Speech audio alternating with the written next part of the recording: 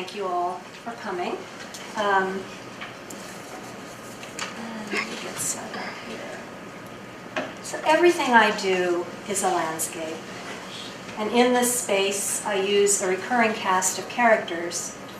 While this talk is ostensibly about the work I've produced in the last 3 years as Kreielsheimer Chair, I want to provide context for the roots and origins of these characters or elements I use in my work. So I'm going to talk about the development of my imagery over my time at Gonzaga. This is my first image of a nest, and it's also my first mezzotint. While it's not very good, technically, as an image it spoke to me. It had a profound presence. I came to Gonzaga straight from grad school. I'd been applying for teaching positions and did move across the country and away from my daughter, who was in college and time in Cincinnati. The nest spoke of these connections of family, origin, source, and I was able to feel the power of the nest form as metaphor to express all of these types of feelings. So I came to Gonzaga straight from grad school, and here are 2 of my images from my thesis show. This is a mezzotint. The entire thesis show is mezzotints. This is quite large. I don't do mezzotints that size anymore. And that one is called The Human Condition. This one is called Amniotic Release. And I continued to work with the nest imagery and drawings, paintings, and prints when I came to GU.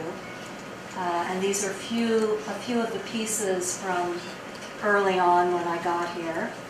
This one is called Tangle Winter 2. It's a mezzotint.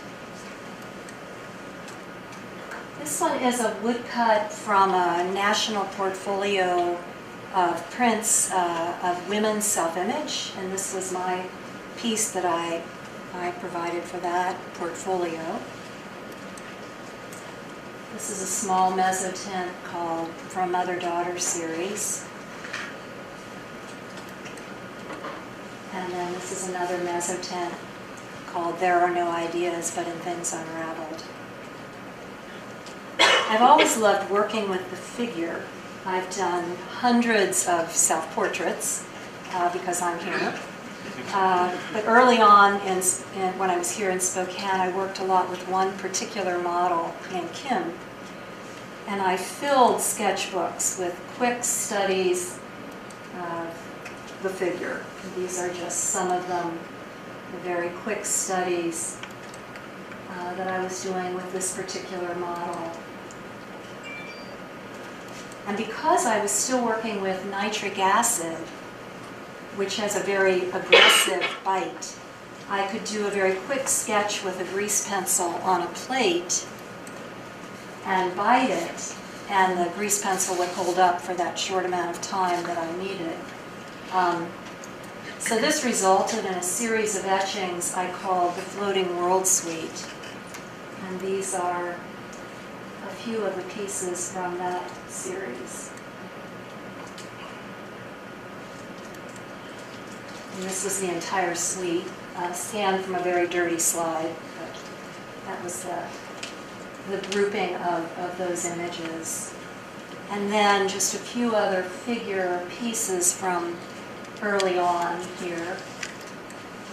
This was from a series, this is a woodcut, almost life-size, from a series called Bones and Skin.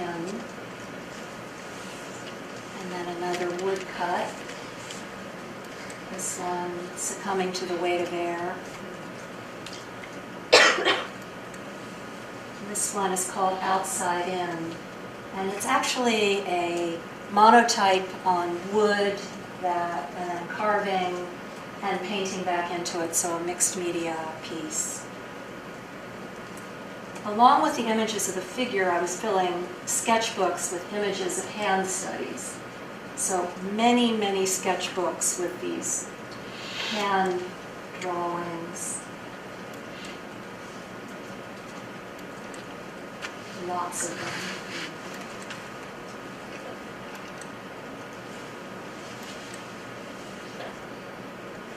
The hand, I think, can be a stand-in for the figure.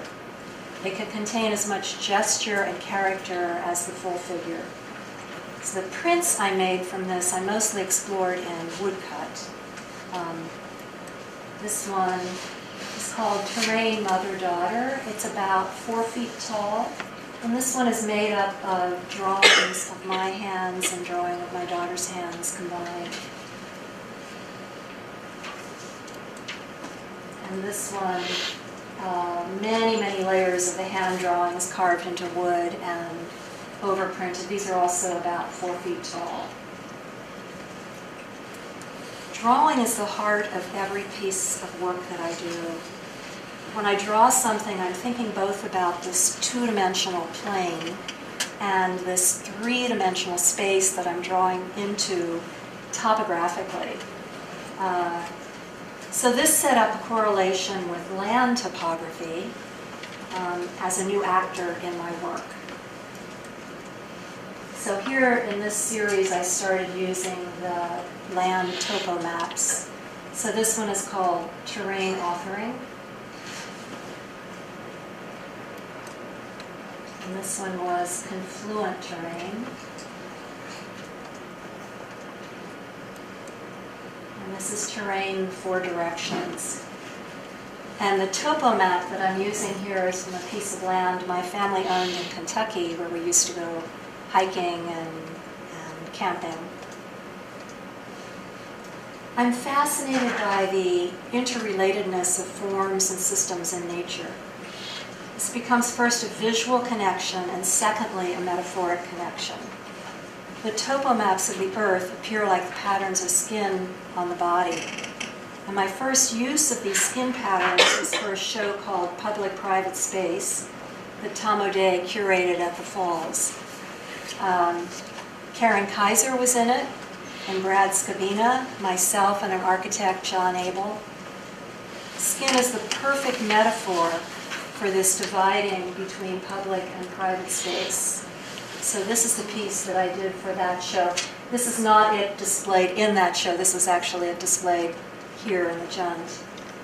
I used prints of skin patterns from my hands and feet and carved them onto large blocks of wood that I inked selectively, printing both sides of a 30-foot roll of mulberry paper.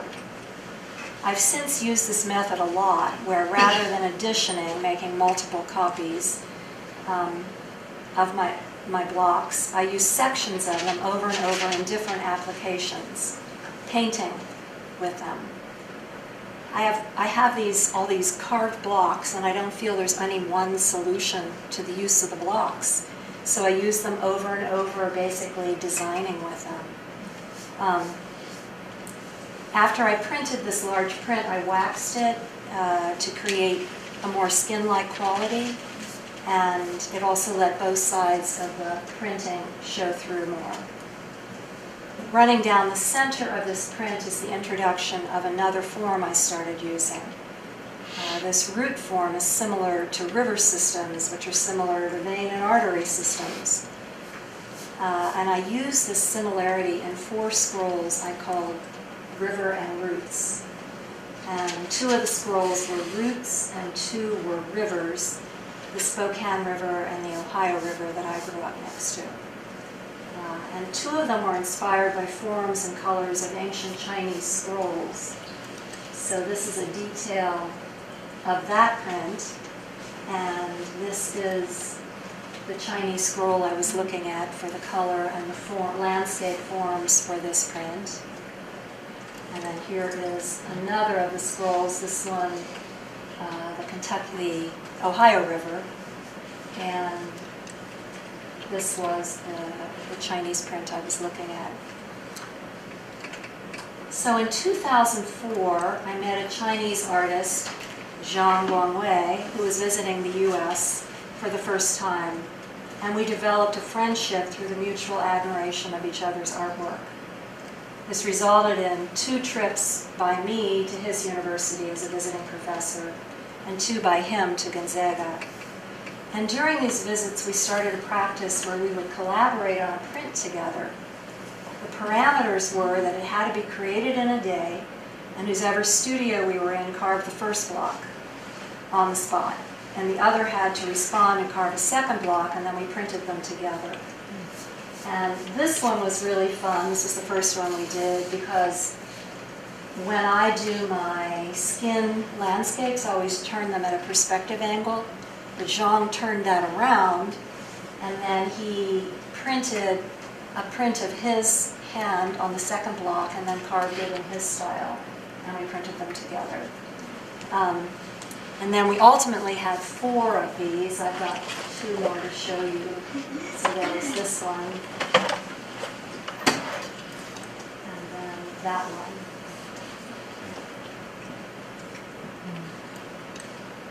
And this is me carving the block in his studio in Wuhan. And I love the immediacy of this project and the fun we had in creating the prints.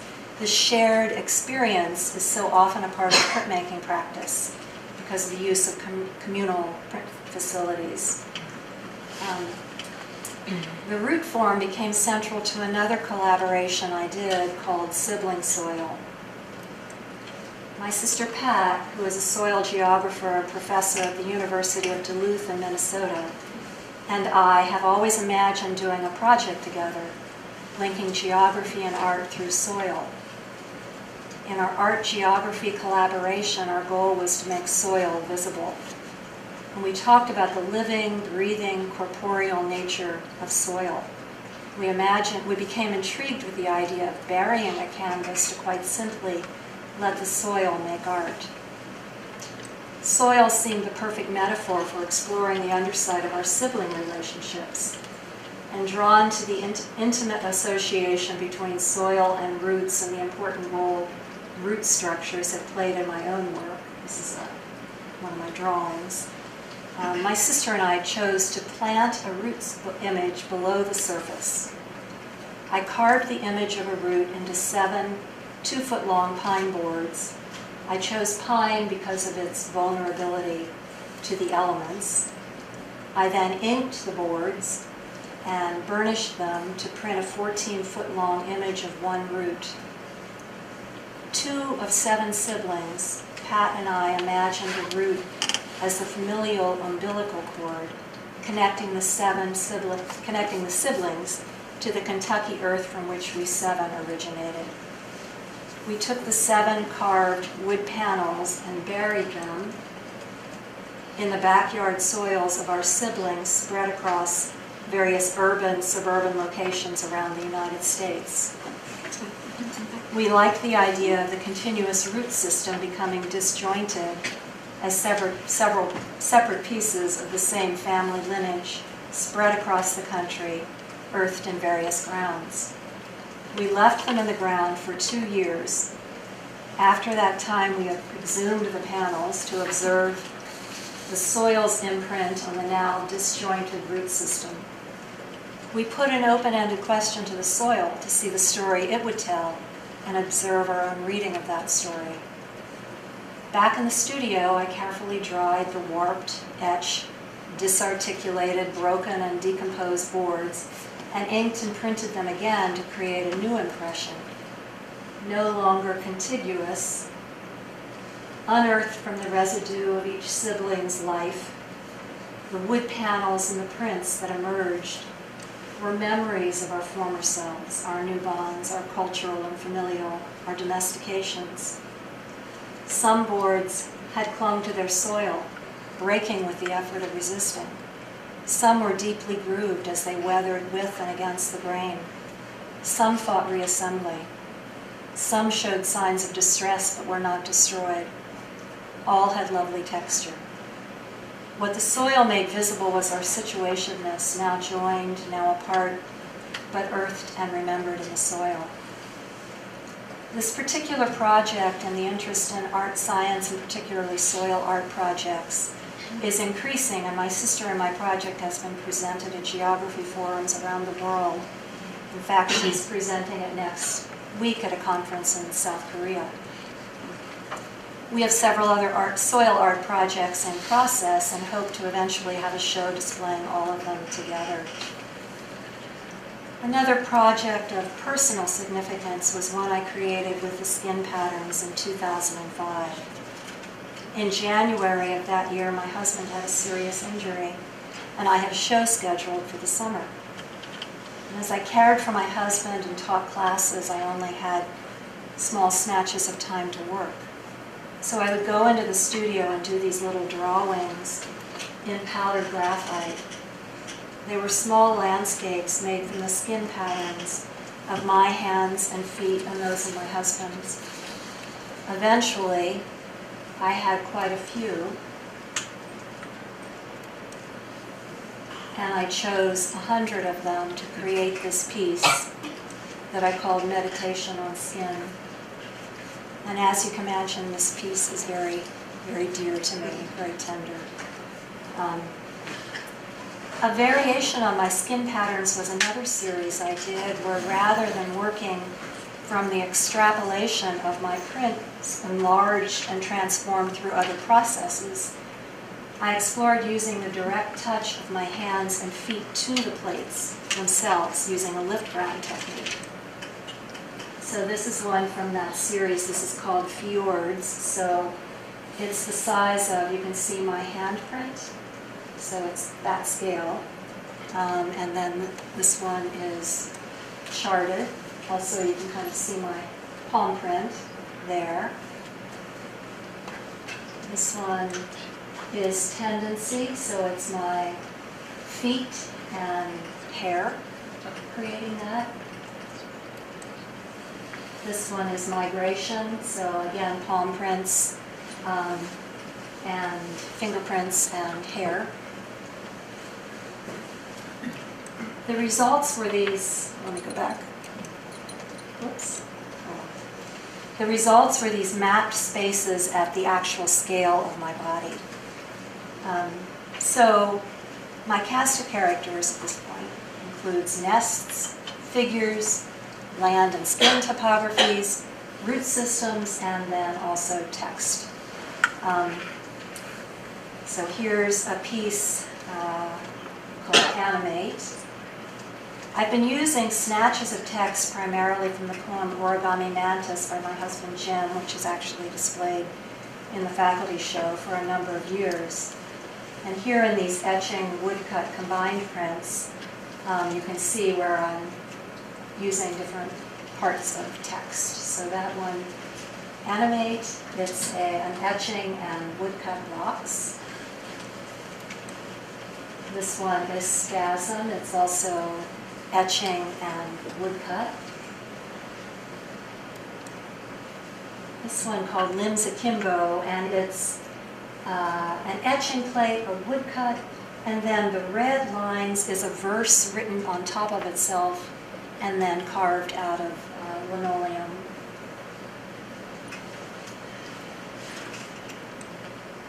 This one is a mezzotint split open.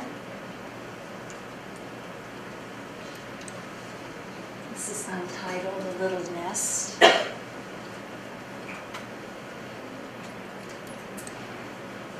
another small nest print.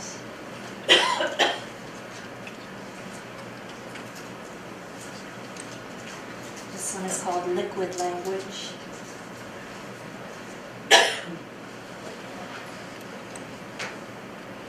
And this one is a monotype called Private Thoughts. And many more.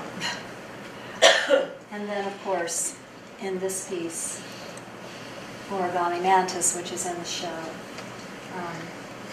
What's interesting to me is to contextualize the text so that the meaning is inside the piece. So there's an intimation of language. Art is its own language. This piece, recent piece, is called Lovely Fearful, which plays on the lines from the poem, the very lovely things that make one fear, the very fearful things that make one love, and the flip side of lovely and fearful. So this piece can be read, turned either way.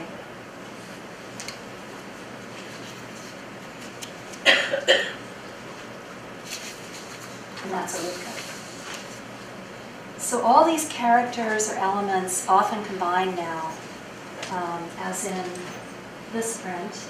So this print and the next one are actually in the current print show down at Terrain. So this one is called Meditation on Place. And the idea of that particular series was to do something where I'm responding to being located in one moment and place in time. So the nest in the center is a mezzotint. So obviously I've got the nest in front of me and I'm drawing it on the plate. The palm prints, I'm actually, again, touching the plate with a lift ground to create those. The lines are suggesting kind of a perspective space that I'm creating around myself. And then as I was working in my studio and I looked up and looked out the window, there were red poppies growing. And I was impressed with how much they mirrored some of the forms I was using in the piece. So it's all about that, being in that present moment and being aware and observant and responding to it. And then this piece, Thrive, was from a portfolio of prints where they chose 2 printmakers from each state. And they chose me and Janet Markovich from Washington State, and this is my print. And so it's made up of 2 blocks of wood and 1 etching plate which goes across it. The 2 blocks of wood are the topo map and a skin pattern, and the way they're inked, the block of wood has opaque to transparent wood, transparent ink on one side, and then the other block has it in the opposite direction. So when they're printed over each other, no one block dominates. They both work in unison, and then it's connected with the root system. And then this piece, which is in the show, called Conflict Zone, this piece is really just playing with the idea of a woodcut. So I carved the blocks of wood, and so I'm removing areas, and then I printed the blocks of wood on this polypropylene paper, and then I've come back into the paper and carved it out, basically, to allow these little glimpses in areas to the figural forms which are underneath. And then the blue lines, which are sort of creating this conflict moving across, are really the negative space shapes of the woodcut. So it's just playing with the idea of the print itself. And then these are 3 small, so that was Conflict Zone, and these are 3 small prints, Zone 1, Zone 2, Zone 3. So here's 1, and Zone 2, and Zone 3. So another collaboration I did was with law professor John Maurice, where he wrote a book, an essay called On Justice, and it had 13 sections, and I did 13 etchings for each of the sections of the book. This one is called Still Point, and these are a few more of the etching images. So each of the concepts I related to with my characters, generally speaking, to what he was talking about in each of these sections of the essay.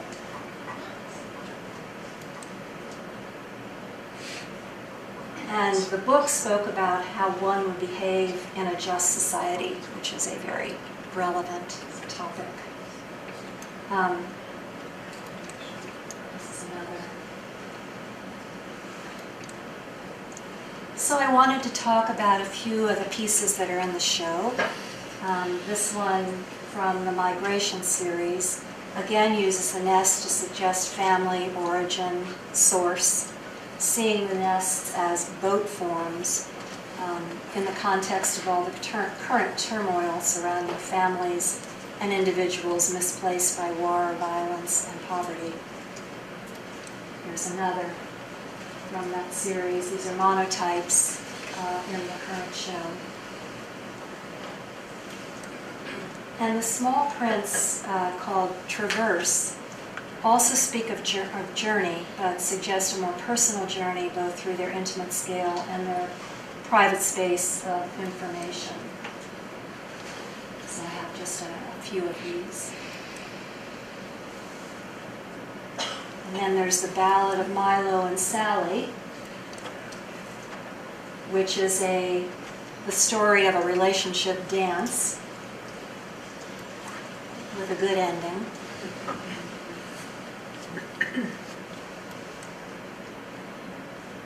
And the woodcuts reference family, which continues to be important in my work. So this print, Lagoon, is of my daughter and my palm print, which is another variation of the earlier print where it was our hands combined. And this print where I explore Jim's face, the face I know so well. And I've explored this familiar terrain many, many times, so there's just a couple more. This one is a mezzotint called Wire. Another mezzotint called Terrain.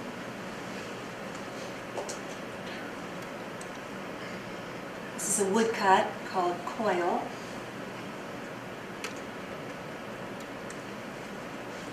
And another mezzotint called Fig.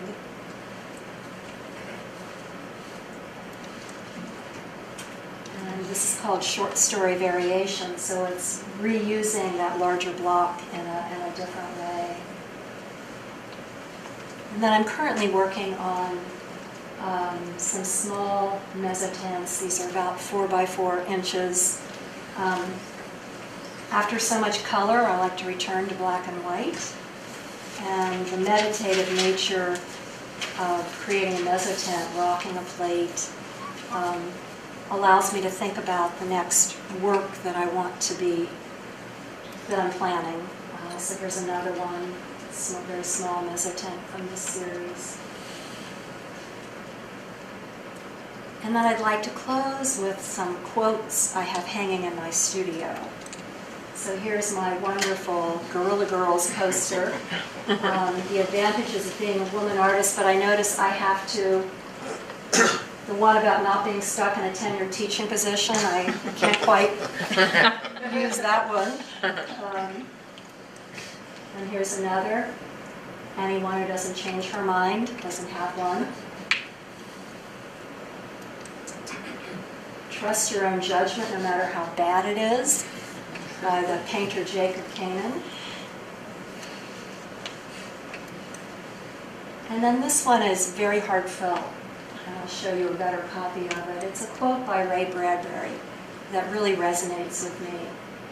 You have to be emotional about your work or it will become intellectual. There is plenty of time for intellect when it is done. Intellect shouldn't be the center, it should be the skin. So, thank you, and I would be happy to answer any questions anyone might have.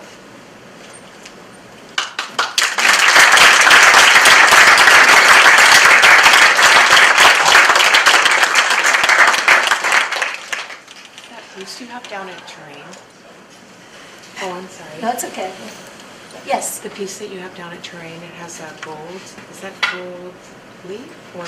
No, no, I actually made that ink, so it's a metallic pigment that I've made into an ink that I've inked into that etching. Okay. Yeah. Beautiful. Not something that shows up very well in the slide. It's beautiful. Yeah, so after seeing your work, like, I can see that you have really strong drawing skills, right? But it makes me wonder what is about printmaking that gives something more than the drawing itself, that somehow keeps you going back to it. Yeah, I love the way the various tools challenge the drawing and give me completely different ways to make marks. So I feel like I'm drawing with all of them, no matter what I'm doing. But it's just this huge expansion, and I love the way in printmaking you get these gifts all the time. You know, you have an idea, and then the print makes it better. You know, like you have an idea and you do something, you draw, and in whatever method it is, whatever process you're doing, and then you pull whatever's coming from that, and then you respond to it, and then you, usually. Sometimes you go, but then it gives you another idea, and it just takes you farther. So, yeah.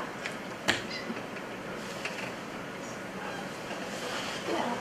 So, I'm a complete novice in all this, but I imagine you don't get like second chances when you're making a blog, right? So you don't get a chance to sort of try something out and see if it works and then realize it doesn't and get rid of it. I was thinking in particular of that, your inspiration of the poppies outside the window, and thinking, oh, well, maybe I should add that in there. But you don't then get a chance to find out it doesn't work and do it over again. Oh, yeah, you do. Do you? Okay. Yeah, So because... can you tell me how? Well, I'm proofing these, many proof sheets while I'm, to see what works before I finally edition the print. So there are many variations. And like I often tell my students, you can have the same, and especially like with plates, it totally depends on how you ink it up and what choices you make. So you can have the same plate that you ink up in one way and it just looks like shit, and then you ink it up another way and you go, this is it. So yeah, So there is a drafting absolutely, and revising sort of absolutely. process to this too. Yeah. That's helpful. Thank you. In fact, I don't think I would be as interested in it if it didn't do that. Yeah. Yeah. Do you keep your proofs or do you throw them in the trash? I keep them. Yeah.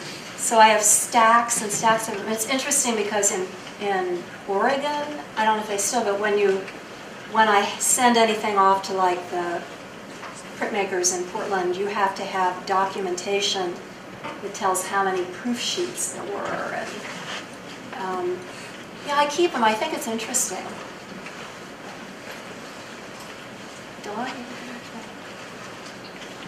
My question is, in bird's nests, there's so many and they have such a great variety. Are you making those up out of your head? Do you have No. different collections of bird's nests? People give them to me. Ah. I have them, people give them to me. I have a lot. Henry, do I have a lot of bird's nests in this studio? Yes. Yeah. No, I prefer to respond to something. I feel like when I'm responding, I'm freer, and things can go in these really interesting. I feel I'm less free when I'm pulling it out of my head. That's me. Yeah. You used the words mesotemp or meso... Mesotent? Could you explain what that is? Yeah. It's kind of a labor-intensive process that, in effect, the drawing of it is like a reductive process. But so what you do is that you have your piece of metal, copper, I use copper, and you have a tool called a rocker that's weighted, and it has this edge of little teeth, and you get a motion going across your plate that goes, and it makes this line of dots that is actually in the metal, if you're looking under a loop, a little divot and a little burr, and you do that all over the plate many times, turning the plate until you have like this sandpaper effect all over the whole plate. And if you would ink that up at that point, you have this beautiful velvety black. And then to do the drawing, I come back with tools called scrapers and burnishers, and I scrape that surface back down again to create all the various tonalities in the print. So that's how you make a mesotemp. Wow, thank you. Yeah, sure. Will you be offering any workshops? Yes, actually. I'm glad you asked. Next, the 20th, Saturday the 20th, I'm going to be down at Terrain having a workshop on monotype. And I think there's two more Well, spots open. Yeah, yeah. 2 more spots open, so if anyone is interested in taking a monotype class from me, it's a 2-hour class. They contact you, Ronaldo, or? Yeah, it's in the event page too. Okay, of Terrain, yes. Yeah, but I was wondering about the mesotheme process. Oh, you mean a workshop on mesotheme? Yes, that would be amazing. I'd be happy to show you. Yeah. Do you ever do any collage or the paper that you have left over? Do you ever incorporate any collage or? Yes, sure. The one with the poppies, those are collaged. Oh. The poppies are collaged on. Oh, okay. Uh-huh. Yeah. Go back and look at it. I like to mix up a bunch of processes because every print process has something it does best. And so I really love to combine them. Do you like editioning things? No, Yeah, or do you like doing like one thing? I love doing an individual piece. You know, for some pieces, it's obviously the little mezzotints. You edition those. I mean, I have pieces I edition. And then I can send them off to multiple shows at the same time, so it's practical. And there is something a little bit fulfilling about seeing your image repeated, you know? But I really love taking the plates, like those little copper plates that are in the show. And in fact, I was sad that they were going to be locked up for months there because I can't use them. Happy they're there. I love using things in multiple combinations. When you do that, do you usually do like a bleed, like out to the edge, sort of, like when you're working with multiple plates like that? If it's the woodcuts, I do, because like those big ones are 4 by 8 feet blocks. Yeah. And so I'm just inking sections of them. The little copper plates, on those I'm actually collaging that paper that I'm printing it on to a larger sheet. Okay. So, yeah. Yeah. So you said that you're carving a 4 by 8 foot sheet, and then are you reusing sections of it to Yes. make your separate? Yeah, so that big hanging one is made from a number of those large blocks, and then the scrolls are from the same blocks, but they're inked completely differently and using different sections of it. Yeah. I have so many woodcut blocks all over my studio, and I can pull them up for different things and use different parts of them. Yeah. It's like you carve all these blocks, Yeah. and they're there to use. Yeah. So, It's still yours. So. yeah, yeah.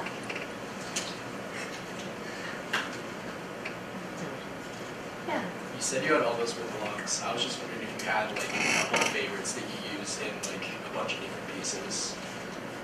I do. And mostly it's the skin blocks. I use those over and over again. Yeah. Yes. Is there kind of a rhythm in terms of how long you tend to spend in a certain, well, I'd say medium, I don't know if that's the right word, but like you said, I'm getting a little tired of color, I want to go back to black and white. I was curious, how long were you in the color period before you went to black and white and back? I don't know that I can answer exactly like that, but I was preparing all the work for this show. And so there was a lot of color, which I love. But then I don't know, I guess I'm just restless. And I like balancing things out with other things. So, yeah, it usually relates to possibly preparing something for a show or working out a particular body of work. And then I decide, where I want to go from there. And sometimes I've been doing a lot of one type of thing, and then I just want to go back to something different. Yeah. You know, it's the variety that's interesting to me. Yeah. So this feels like maybe a foolish question. No. Well, so one of the things I love about your art is all of the layering and all of the different kinds of materiality. And as I see this, I'm thinking, I mean, what it feels like is that kind of the gestalt of all of your work, layered in time, with all the different images, all the materials, all the different meanings. I mean, my question is kind of, do you feel like as an artist that all of these things are building up into, not necessarily a big opus, but do you feel like you're gaining insight about art and life as a cumulative effect of all of this coming together?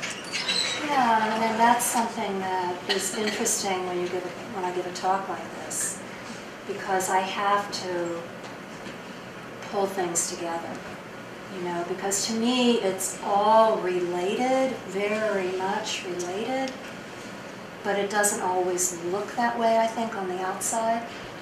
And when I'm pulling them together, I'm coming up with a narrative of the relatedness of the work. And absolutely, I learn about myself and what is important to me, what I keep responding to and coming back to, and I can start deciding why. Although I don't always need to know why, except when I have to talk about it. And so, yeah, does that answer some of Do you come up with the meaning after? Yeah. Because I choose these characters, these things I work with for a reason. And then they're just mine. And I just put them together in a very intuitive way. And yes, I very much relate to that last quote. That I'm not a conceptual artist. I respond. And and then I have these things come out and I put them together, and then I step back and look at them and go, whoa, look at that. That's really interesting. What happens when those two elements come together? That's fascinating. Look what that says, what that suggests. So, yeah. It's an observation, just in terms of, you and I have had conversations about teaching a lot, but I think what's really remarkable about your work, I think it's beautiful, but also what's remarkable is that that when we think of printmakers, generally they're carvers, they're engravers, they're people who work on linoleum, there are people who are lithographers, and you do everything. And I think that has a lot to do with the fact that you teach, and that you're demonstrating, that you're showing, and your interest in these other methods remains at its height all the time, because you see what your students are doing. But I think if you know a lot about printmaking, then I think you can really look at these and say, oh my God, that's a mezzotint, and that's a lithograph, and that's a monotype, and that's a wood block, and all of these different methods, all of these different techniques, which are all labor intensive, even though some are worse than others. That's what's remarkable, is that variety of materials. And so you have all of those at your disposal. You say, maybe you don't start thinking this is going to be a good, this would make a good wood block print. Maybe it just kind of evolves into it because of their subject matter. So. And sometimes I think if I stay with one thing for too long. This will sound strange, but it's like I feel like I'm really mastering it to a point where I don't feel I'm as immediate, and I like to get away from it and go to something else where I'm a little clumsy again, coming back to it, and then I'm like, oh, that's interesting, and then it just, I feel it keeps me fresh, you know? And I'm just restless. And I like all of these. Like I said, I feel like all the different processes do something well. And so I like using them for what they do best. Yeah. Well, they really complement each other, like I the think different so. textures and. Yeah, yeah. Yeah, I think so. Yes. The thing that I admire most about your work is that it looks like it's really immediate, like you're saying, like the nests that are etchings. So, or the nests that are wood blocks, for instance. So, it looks immediate, but when you look at the wood block, it's like you're carving away everything but the mark, and that is so not immediate, and it's so meticulous and so careful. And I feel like that's the thing I'm going for. I mean, I want it to look like this immense gesture, and I'm doing everything I can to maintain that as I do the process. I mean, that's really important to me. Yeah. Boom.